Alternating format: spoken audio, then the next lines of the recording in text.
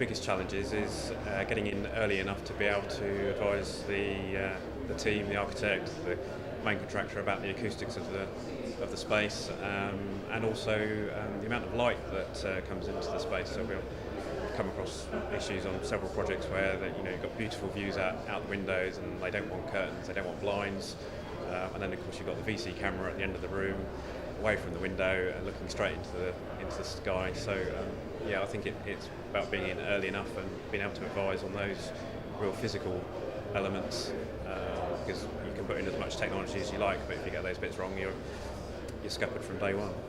I mean, I know suppliers are always about their product and their technology. As an end user and end manager, it's about integration and being able to integrate different manufacturers and different technologies together, and that doesn't always work out well. And they're thinking about acoustics in the way of what does it sound in the room itself in terms of the amount of people that are in there and the way that they talk together.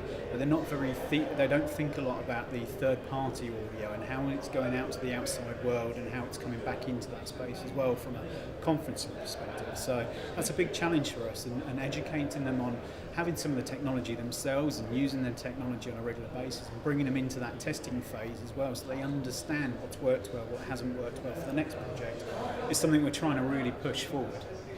The big adoption of things like audio over IP, HD over IP, definitely means that the more integration we have, the easier it is to control. It does add a certain amount of complexity to the installation, but it should really add to a more seamless interface for the users. One of the major challenges is obviously confidentiality, audio bleeding into other rooms, and how best to approach that so it suits everyone. Obviously audio is the primary means of communication. Still rules over video conferencing, so getting the audio right in any of those situations is probably of paramount importance. How many times do we hear this with AV? You've got to get up at the decision-making process earlier and earlier. We just had this round table with architects and AV consultants talking about the very thing. Audio came quite up near the discussion list about where it needs to come. It's the most important of the senses, really. I mean, vision always gets thought of as being an important sensory area for most people in AV, but actually it's audio.